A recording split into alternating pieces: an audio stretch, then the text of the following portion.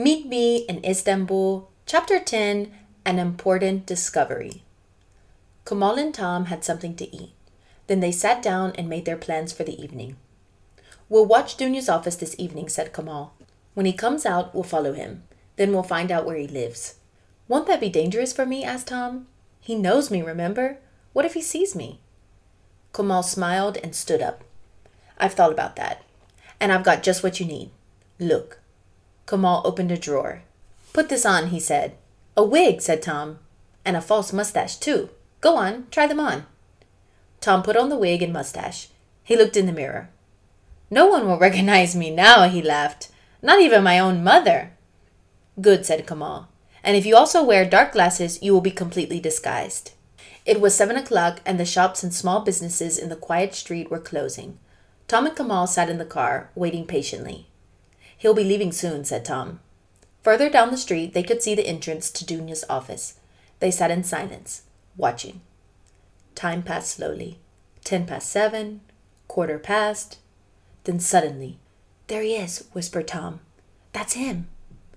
Dunya came out of his office and locked the door carefully behind him. He looked along the street, then walked over to a gray Mercedes car and got in.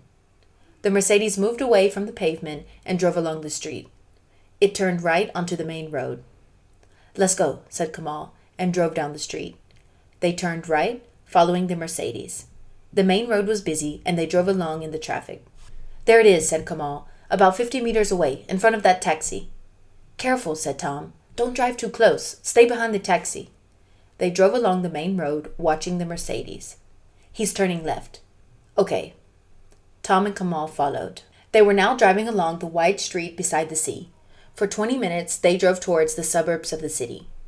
Now they were outside the city center, and the traffic was moving faster. The Mercedes turned off the main road. "Slow down," said Tom. "You're too close." They slowed down until the Mercedes had turned the corner, then drove faster. When they turned the corner, the road was empty. "Damn," said Kamal, and drove faster. They crossed another side street and looked quickly right and left. "Left," said Tom. "There he is." They turned and drove along a quiet street of private villas.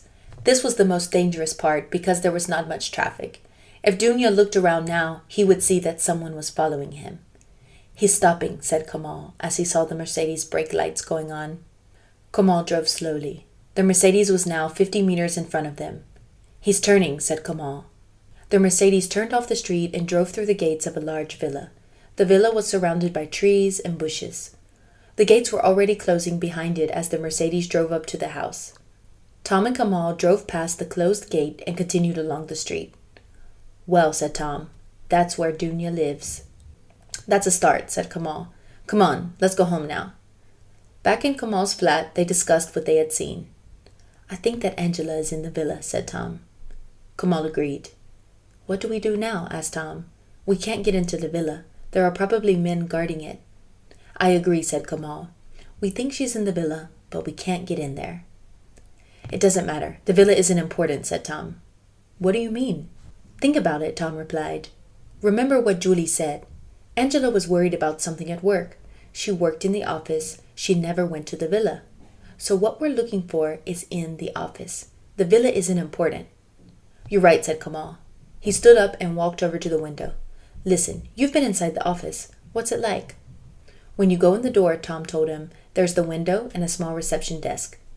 Then there's an office and a door to Dunya's private office at the back."